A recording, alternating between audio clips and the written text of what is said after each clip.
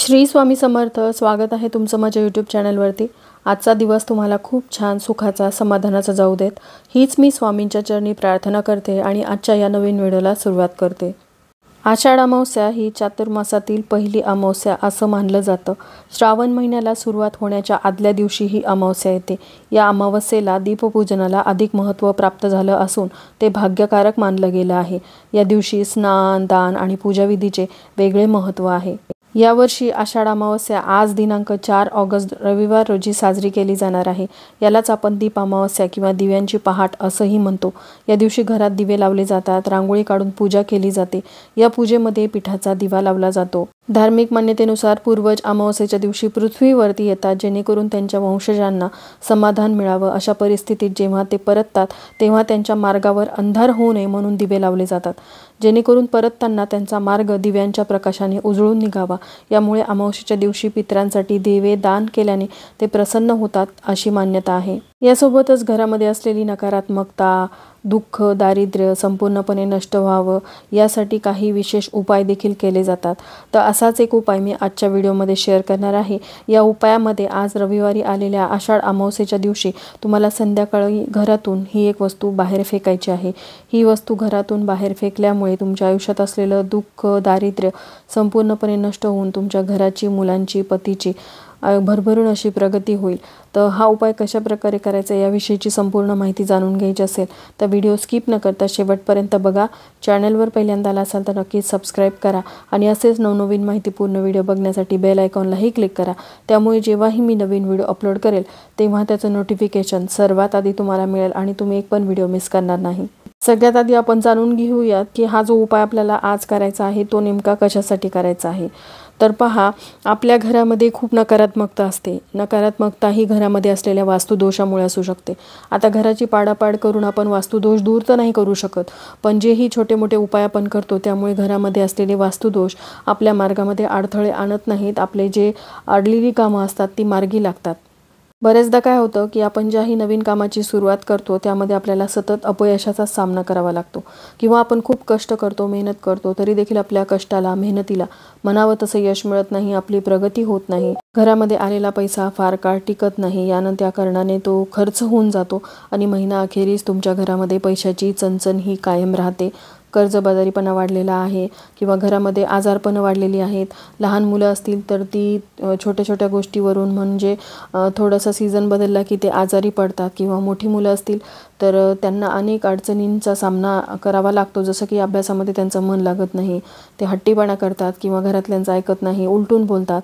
यानं अशा अनेक समस्या आपल्या घरामध्ये असतात. शिवाय जर आपल्या घरामध्ये पितृदोष असतील तर घरामध्ये असलेल्या व्यक्तींना मानसिक समस्यांना सामोरं जावं लागतं. म्हणजेच घरामध्ये असलेली करती व्यक्ती घरात आल्याबरोबर चिडचिड करते, घरातल्या इतर सदस्यांवरती राग करते, पत्नीवरती राग व्यक्त करते किंवा घरातील वयोवृद्धांचा मान राखत नाही. तर ही जी काही कारणं आहेत, मानसिक आजार म्हणा किंवा शारीरिक व्याधी कोणत्याही स्वरूपात तुमच्या घरामध्ये वारंवार उद्भवत असतील तर आजच्या दिवशी हा उपाय नक्की करा. उद्यापासून श्रावणाला सुरुवात होणार आहे, तर श्रावणाची सुरुवात ही सकारात्मकतेने करायची असेल आणि आपल्या आयुष्यात असलेलं अंधकार दूर करायचा असेल तर हा उपाय अतिशय प्रभावी आहे. बऱ्याचदा अशा कमेंट येतात की आम्ही हा उपाय केला होता पण घरामध्ये काही फरक जाणवला नाही. फरक हा पडतो, सातत्याने हे उपाय करत राहावे लागतात. असं नाही की तुम्ही एकदा हा उपाय केला आणि घरामध्ये खूप फरक पडला आणि नंतर पुढच्या येणाऱ्या अमावस्येला किंवा पौर्णिमेला तुम्ही हा उपाय केला नाही तर मग परत जशाला तशी स्थिती ही पूर्ववत होते, कारण घरामध्ये असलेली नकारात्मकता परत हळूहळू वाढायला लागते. आणि जसं मी तुम्हाला नेहमी सांगते की अमावस्या पौर्णिमेला मानवी शरीरातली पाण्याची पातळी ही कमी अधिक होत असते. त्यामुळेच हे जे उपाय आहेत, आपले जे काही दोष आहेत ते घालवण्यासाठी अतिशय प्रभावी असतात. म्हणूनच आजच्या दिवशी हा उपाय तुम्ही नक्की करा जर अशा काही समस्या तुमच्या घरामध्ये असतील तर. तर आता हा उपाय आपल्याला कशा प्रकारे करायचा आहे पहा. संध्याकाळी आपल्याला हा उपाय करायचा आहे. तर त्यासाठी तुम्हाला संध्याकाळ म्हणजे दिवे लागणीच्या आधीच घराची स्वच्छता, म्हणजे संध्याकाळी दिवे लागणीच्या वेळेस आपण घर झाडझूड करून घेतो तर ती करून घ्यायची. त्यानंतर हातपाय स्वच्छ धुवायचे आहेत आणि हा उपाय करायचा आहे. या उपायासाठी तुम्हाला सर्वप्रथम देवघरासमोरील दिवा प्रज्वलित करायचा आहे. आज दीपपूजन आपण करणार आहोत, तर तुम्ही सकाळी केलेलं असेल तर हरकत नाही. दिव्यामध्ये पुरेसं तेल असावं, कारण दिवे हे रात्रभर प्रज्वलित असायला हवेत. अशा प्रकारे आपल्याला दिव्यामध्ये तेल घालायचं असतं किंवा तुम्ही सकाळी केलेलं नसेल तर संध्याकाळी देखील तुम्ही दीपपूजन करू शकता। त्यानंतर तुळशीसमोर आज अमावस्या असल्याने शुद्ध गाईच्या तुपाचा दिवा तुम्हाला प्रज्वलित करायचा आहे। हा उपाय तुम्हाला देवघरासमोर बसूनही करता येईल किंवा तुम्ही तुमच्या हॉलमध्ये करू शकता। आता घरामध्ये जेवढ्या व्यक्ती आहेत, अगदी लहान मुलापासून म्हणजे 1 वर्षाच्या वर मुलापासून ते अगदी वयोवृद्ध घरातील व्यक्तीवरून तुम्हाला हा उपाय करायचा आहे। कारण नकारात्मकता ही प्रत्येक व्यक्तीमध्ये कमी अधिक प्रमाणामध्ये असते। जेही त्रास तुमच्या घरातील व्यक्तीला असतील, म्हणजे वयोवृद्ध असतील तर ते चिडचिड करत असतील किंवा ते सतत आजारी राहत असतील किंवा लहान मुलं असतील ते देखील बऱ्याचदा आजारी पडत राहतात। मोठी मुलं जर असतील तर ती तुमचं ऐकत नसतील, तर त्या सगळ्यांसाठी तुम्हाला हा उपाय करायचा आहे आणि स्वतःवरून देखील हा उपाय तुम्हाला करायचा आहे।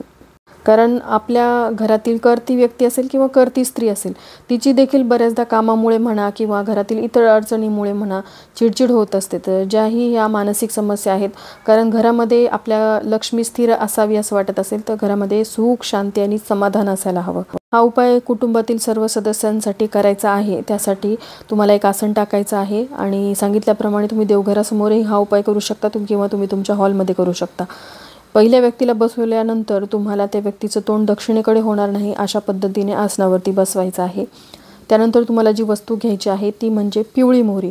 पिवळी मोहरी घरामध्ये नसेल तर तुम्ही ती विकत आणा किंवा तुम्ही पिवळ्या मोहरीच्या ऐवजी काळी मोहरी वापरली तरी चालेल, पण पिवळी मोहरी अनेक तांत्रिक क्रियांमध्ये वापरली जाते। म्हणजे जसंच की तुमच्यावर काही नजर दोष असतील किंवा घरामध्ये जर काही नकारात्मकता असेल तर त्यासाठी पिवळी मोहरी ही अतिशय फायदेशीर मानली जाते। पिवळी मोहरी सोबतच तुम्हाला एक लवंग घ्यायचे आहे आणि ह्या 2 वस्तू तुम्हाला घेऊन ज्या व्यक्तीला तुम्ही आसनावरती बसवलेलं आहे त्या व्यक्तीवरून ह्या वस्तू ज्या आहेत दोन्ही त्या 7 वेळा उतरून घ्यायच्या आहेत गोलाकार आकारामध्ये। म्हणजेच डोक्यापासून ते पायापासून असं उतरून घ्यायच्या आहेत। उतरून घेत असताना जी ही इडापिडा त्यांच्या मागे आहे ती संपूर्णपणे नष्ट व्हावी ही भावना मनामध्ये ठेवायची आहे। हा उपाय करत असताना कोणाशीही बोलायचं नाही आणि त्यानंतर तुम्हाला घराबाहेर जायचं आहे। बघा, तुम्ही फ्लॅट सिस्टीममध्ये राहत असाल तर मग तुम्ही खाली उतरून एखाद्या झाडाखाली ह्या दोन्ही वस्तू फेकून द्यायच्या आहेत किंवा तुमच्या घरातील सर्व सदस्यांवरून तुम्ही ह्या वस्तू उतरून घेणार असाल तर त्या एखाद्या प्लेटमध्ये जमा करायच्या। त्यानंतर दुसऱ्या व्यक्तीला वरून ही वस्तू ओळून घ्यायची आहे, परत ती वस्तू प्लेटमध्ये जमा करायची। असं करत करत घरातील सर्व सदस्यावरून या दोन्ही वस्तू उतरून घेतल्यानंतर तुम्ही थेट घराबाहेर जायचं आणि एखाद्या झाडाखाली ह्या सर्व वस्तू तुम्हाला टाकून द्यायच्या आहेत किंवा तुम्ही तुमच्या घराच्या बाहेर डस्टबिन ठेवू शकता आणि डस्टबिनमध्ये ह्या सर्व वस्तू टाकून द्यायच्या। हे करणं शक्य नसेल तर तुमच्या किचनमध्ये किंवा घराबाहेर तुम्ही एखाद्या मातीच्या पंतीमध्ये या दोन्हीही वस्तू एखादा कापूर प्रज्वलित करून त्यामध्ये टाकून द्यायच्या आहेत। ज्यावेळेस ही रक्षा तयार होईल त्यामध्ये पाणी घालायचं आणि त्या एखाद्या झाडाच्या कुंडीमध्ये टाकून देऊ शकता, पण चुकूनही तुळशीमध्ये हे पाणी टाकायचं नाही। आता दुसरी गोष्ट म्हणजे तुम्ही हा उपाय केल्यानंतर तुम्हाला हातपाय स्वच्छ धुवायचे आहेत, तर 1 बकेट भरून पाणी तुम्ही घराबाहेर ठेवू शकता। तुम्ही फ्लॅट सिस्टीममध्ये राहत असाल तर हा उपाय केल्यानंतर घरात यायचं, हातपाय स्वच्छ धुवायचे आणि त्यानंतर तुम्हाला देवांचं दर्शन घ्यायचं आहे। आजारपण किंवा नकारात्मकता खूप प्रमाणात असेल तर आज आलेल्या अमावस्येच्या दिवशी हा उपाय तुम्ही नक्की करून बघा। तर चला, याबरोबरच आजचा हा व्हिडिओ मी इथंच एंड करते। व्हिडिओ आवडला असेल, हेल्पफुल वाटला असेल तर लाईक, शेअर, सबस्क्राईब करा। श्री स्वामी समर्थ।